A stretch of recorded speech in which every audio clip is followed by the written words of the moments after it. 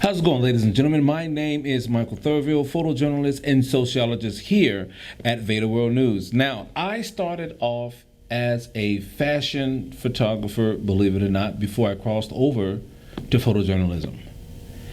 And sitting to my right, your left, is a professional photographer right here in Houston. Sir, who are you?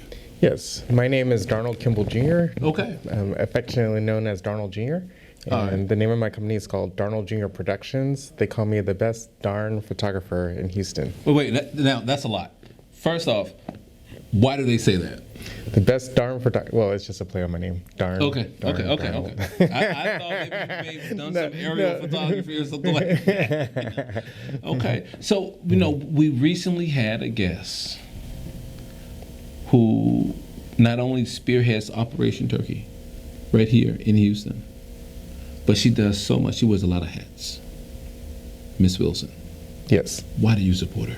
No, Miss Wilson, she is phenomenal. One of the things so if you don't know about Operation Turkey, basically we gave away 1,000 meals. 1,000 meals. In one day. One day.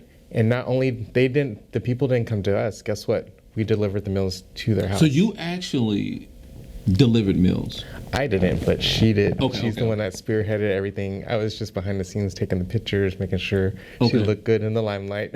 All right, that's okay. Let me ask you a question. When you're behind the camera, and let's say you're doing a turkey giveaway or something like that, as a photographer, when you see the emotions on people's faces, how do you feel? What does it make you feel like on the inside? Yeah, it makes me appreciative that I'm able to capture that moment, because not many people get to see from the vantage point I do, because I'm able to capture the interviews and meet all the delegates and the dignitaries that she brings in. And then also obviously meeting the volunteers and taking pictures and videos of the volunteers and seeing how excited they are to be there. Really? And it's just heartwarming to see all that, the community come together for a common cause, for a common purpose, the vision that she placed in front of people and making it happen. So, I see the smile going from like ear to ear with you. So that lets me know that 1, A, you're sincere, and 2, that this is for real. Absolutely. But even more important than both of those things, that you are an active participant in that, and you are able to document that. Absolutely. Whereas it's just sometimes people do good things, but they never get noticed for that because no one's there like you. Yeah. You know what I mean? Absolutely. So what goes through your head when you're out there? You got a camera in your hand, you're behind that camera. Yeah, like the reality is when she's doing these events, there's so much going on. Like she's juggling so many different things. My head is like, ooh, what can I capture? Like there's so much to capture. Sometimes it's overwhelming, but I'm just grateful to be there. Gotcha. Let's ask a question here, and I know a lot of photographers who may see this. Let's lob something at you. What cameras are you running? Yeah, so I have a RP and the Canon R6. Okay, so, RP and R6. Okay. Yes, sir. Why Canon? It's what you usually stick with, what you're taught, and this so is true. I started off with the DSLR Canon, and so it was a natural transition to go up to the mirrorless with the Canon. What don't you like to shoot? What don't I like to shoot? Yeah. Kids under 2. Why is that? They don't cooperate. They're not supposed to, man. No, I remember I did this one shoot he was 1 year old. We took him out to Dewson Park, and the first 15 minutes he was great, got amazing shots. But from then on it went downhill. He just started crying and you really can't blame the guy. The span is about 15 seconds, but that's a lifetime for him. Absolutely. Yeah. But the pictures that we did get, the grandparents loved it. They were in tears once they saw the pictures. Where do you draw your inspiration? Yeah, so ultimately, so I started my photography company about 3 years ago, but I've been taking pictures since I was in middle school. You probably remember back in the day where you go in a dark room and expose the 35 millimeter film. Analog. Yes, I did all that. But honestly, I get it from my dad. So my dad, he literally has albums on albums on albums of us, pictures of us. So your dad was like a photographer? Oh yeah, like he did it without getting paid. So I was like, might as well get paid to do it. Okay, all right. So, are there any? If you can give 3 tips to anyone that is thinking about becoming a professional photographer, what would you tell them? Yeah, so the 3 tips, the first tip that I learned when I really truly learned how to master camera is automatics for the devil. So if you put your camera in automatic mode, it's the computer guessing what the picture is going to be. Yeah. Like, for instance, I've taken plenty of shots, and you've probably experienced this too, where the background is too light, and you just are a silhouette, and all you see is your eyeballs and your teeth. And what I discovered after really discovering the camera is it was the photographer's fault. It is. Like, if they knew how to actually manually set the settings, then that picture would have come out. Well, really so good, I was so frustrated when I discovered that. But really? The automatics for the devil is my first point. Okay, and what's in the second one? Number 2, it's all about framing. It's how you frame the shot. Because it's so funny. A lot of people think it's the camera. It's like, oh, you got a $5,000 camera. That's why your pictures come out so good. And then I hand them the same $5,000 camera and have them take pictures, and still don't come out the way. Well, that's a good lesson for them to learn, that, you know, when you're looking at a photographer or videographer, it's not just someone pressing a button. Exactly. You know, there's some skill. There's a lot of skill that goes behind being a camera operator, and to be a good, competent camera operator is a whole nother level. Absolutely. What's the third tip? The third tip, and this is a shameless plug if I may. So I have a workshop called Snap Like a Pro. It's coming up on April 2nd. April 2nd. Make sure you attend. Yes, it's here actually where we're sitting in this building, in that conference room next door. And so basically I'm teaching the basics of how the camera works. Like everything from aperture to Where can ISO people sign up? Is there RSVP? Is there a link? Where can people go? Yeah, absolutely. So all the information is on Eventbrite. So if you type in Snap Like a Pro workshop, it'll pop right up. If not, go to my Instagram. If you click on my bio on the Instagram, there's a link directly to the Eventbrite. And what is your handle on Instagram? My handle is my name, my company name, so Darnald Jr. Productions. So it's DARNALD Productions. Understood. So. Let's see here. Operation Turkey. You're doing behind the scenes stuff. What were some of the bloopers? The bloopers? That kind of like stand out to you. One of the bloopers was when they were trying to do the ribbon cutting, actually. So they had all the dignitaries. She's very well connected, Natasha is. But they had a banner that was hanging on the sign above them, and it would not stay up. Really? And so, and they had it hanging pretty high, so they were struggling to try to get the banner up. And so it was a minor blooper, but it was... No, so you do event photography? Obviously. Yes, event. What other types of photography do you do?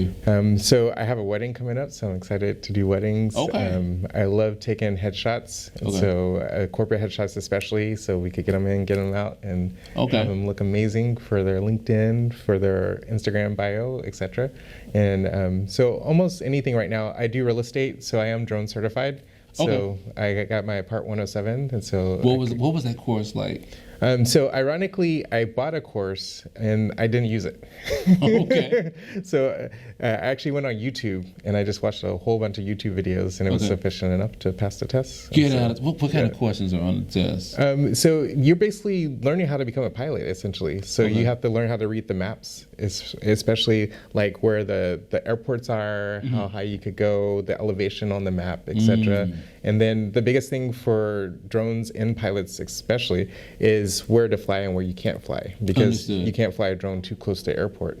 And because, I mean, it's a liability. The planes are landing, you know. And helicopters, and depending on like the stadiums and different things like that. So that's something to know.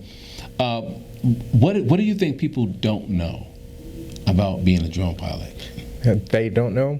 So I find that most people that shoot commercially don't have their Part 107, and they don't know the gravity of not having your Part 107, because the FAA don't play when it comes to their airspace. I believe they that. do not play. So if you're flying your drone and you're doing it commercially, get your Part 107, because if they catch you, it's a hefty fine. How much is the course? The course itself, well, like I said, I went on YouTube, so YouTube is free $99. So so free $99 to paying how much to take the test? Exactly. The test was about $60. So what? Yeah, $60 compared to $15,000 fine. Definitely worth it. Wow. Yeah. Are you drone certified? I am not. I've never flew a drone. Okay. You know, I look at that and I'm wondering where it would fit in. I'm a photojournalist, man, so I could see it being something like I can't get to a area in a disaster or something like that. I could see that. Yeah. But I'm the type of person that I kind of want to be in the disaster zone, the emergency zone, with the camera actually taking that photo at the expense of myself. Yeah, that's I cool. can't help it. I can see you, like, if you're doing an interview with somebody, you can have the drone in the air and have a different vantage point for your most your definitely. shots. I think that's a pretty good thing, and I don't know if I'm going to do the free 99 course like you. I like to sit in. Okay, cool. You know, I'm one of those people that likes to sit into a course, and I like to ask questions. Yes. Have that connection and conversation, and I'm not going to lie. I kind of want somebody to hold my hand on that. Yes. I don't like to pretend, at least on my end, that I know anything. Yeah. I don't. I like to reach out and say, hey, listen, man, I don't know how this works. You know, teach me. Nice. That's awesome. just me. That's awesome. And yeah, that's why workshops are important to attend. So it's awesome because, like, the hard part about the test itself is they have these weather maps and it's like code. Like, when you first see it, you're like, what am I looking at? And so it's deciphering what it actually reports. But with technology now, after you actually pass the test, like, you just go on an app and it tells you the weather. Oh my God. So it's like antiquated. I don't know why they do that. I don't either. Like, There's they an should app just for almost everything. Exactly. You know what I mean? If they just want your money, it's the reason. You think so? Yeah, it's pointless because literally the app will tell you everything you need to know. Okay. So, like, how fast the wind is blowing, which direction the wind is blowing from, when the sun sets, etc. Like, you find that. Is there anything that you want to shoot that you have not had the opportunity to? I want to shoot that I haven't had the opportunity to. Well, recently, we went on a cruise to the Bahamas, and I really wanted to bring my drone into the Bahamas. And Why that didn't was you? almost, I did. Oh, okay, there you go. Yeah, it was like pulling teeth. So my one regret with that, though, is the cruise ship compensated my drone when I got on it because they didn't want me to fly during the cruise, but they had to go literally check it out once I got to the Bahamas. My one regret, and I wish I could have flew longer, because I only got like 15 minutes of flight time once I actually got there. And so that's one of the things. I wish I could have flown more around the island and more of the touristy spots. Are their laws a little bit more lax there? So drones? You definitely have to pay a permit fee to be able to even fly into on the island. But as far as the laws, they're pretty much the same as America. And so. Okay, that's pretty cool. Wrapping up, again, I just want you to be able to let people know where they can find you. I appreciate that. So I do have a website, darnaldjrproductions.com. Make sure you check it out. You could definitely follow me on almost any social media, Facebook, Instagram, even Twitter. So it's Darnald Jr. Productions. If you type in Darnald Jr. Productions on Google, I pop right up, and all my social medias will pop up too. All right. Well, you guys, ladies and gentlemen, make sure you check out this gentleman's work. Make sure, more importantly, you book him for your next event. Also, he has a course coming up. Is that April 8th? April 2nd. April 2nd. Yes. Make sure, if you're interested in possibly learning how to run a camera, or just you want to brush up on some skills, please register for this gentleman's course. I thoroughly believe that it's going to be well worth the money.